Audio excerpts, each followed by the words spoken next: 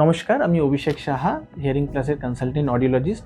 আজ আমরা ডিসকাস করব যে একটা কানে মেশিং পরা ভালো না দুটো কানে মেশিং পরা ভালো। অনেকেই যখন পেশেন্টরা আমাদের কাছে আসেন এবং বলেন, ডাক্তারবাবু আমার এই কানটা বেশি খারাপ, তো এই কানে আপনি মেশিংটা লাগিয়ে দিন, অন্য কানে আমি তো এমনিই শুনতে পাই, অন্য কানে দরকার নেই।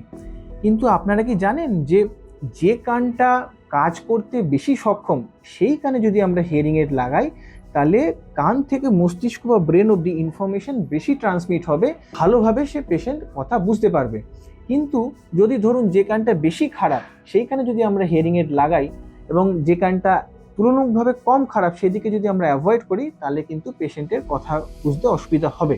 সেক্ষেত্রে সবসময় রেকমেন্ডেড হয়, যদি দুটো কানে হিয়ারিং লস এবং অ্যাসিমেট্রিক হিয়ারিং লস হয়, তাহলে অবশ্যই দুটো কানে হিয়ারিং এড প্রোগ্রামিং এর দ্বারা ফিট করা উচিত।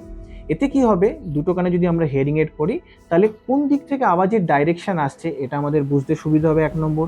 2 নম্বর হচ্ছে, ধরুন আপনি নয়েজি এনভায়রনমেন্টের মধ্যে আছে, যেখানে আশেপাশের নয়েজটা অনেক বেশি, বাজারের মধ্যে, মার্কেট সিচুয়েশনে, সেখানে কিন্তু আপনার একটি কান সর্বতভাবে আপনাকে হেল্প করতে পারবে না কথা বুঝতে। সেই ক্ষেত্রেও কিন্তু দুটো কানের প্রয়োজন।